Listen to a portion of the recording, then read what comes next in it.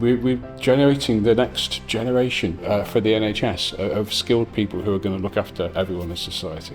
Making the right choices about what equipment we buy and how we use it is absolutely critical to that. No one wants to spend a lot of money on equipment which isn't quite right and therefore doesn't get used.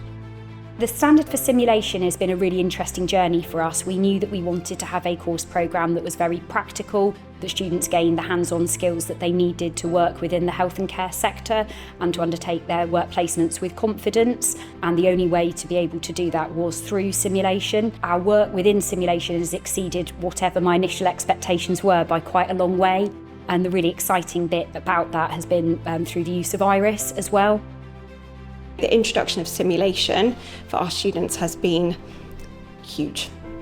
I think the earlier that you can begin simulation, the better. I think no matter how small that looks, something per week should be integrated from the get-go. So they have an opportunity to make those mistakes, to learn from them, which then brilliantly they can take out into their work placements.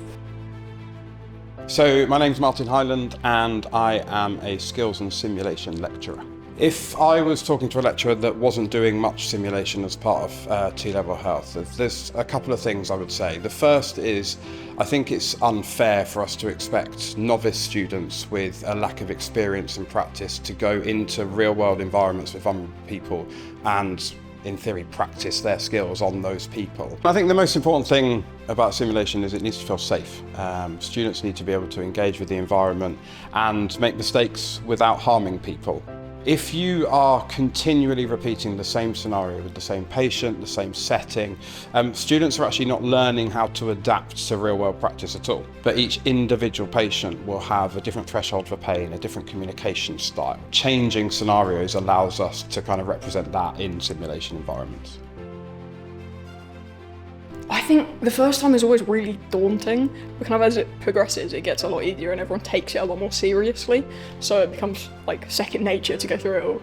We had a simulation where we were learning how to like feed each other and brush each other's teeth, and doing that in the classroom was the most horribly awkward thing. And then the first time I was on placement and I was doing it, it was just like so natural and it was so easy to me and there was no worries about it because I'd done it so many times before.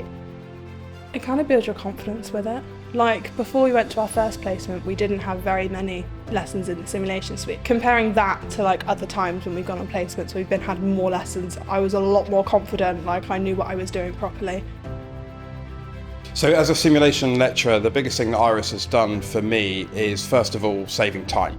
The amount of time that I spend now outside of a classroom developing content is tiny in comparison with the amount of time I'm able to deliver content. The other thing is that knowing that the output from IRIS is realistic, that it's accurate, that it's evidence-based, means that I don't have to worry that the scenarios that we deliver are going to present the students with an unrealistic scenario, and that makes my life a whole lot easier.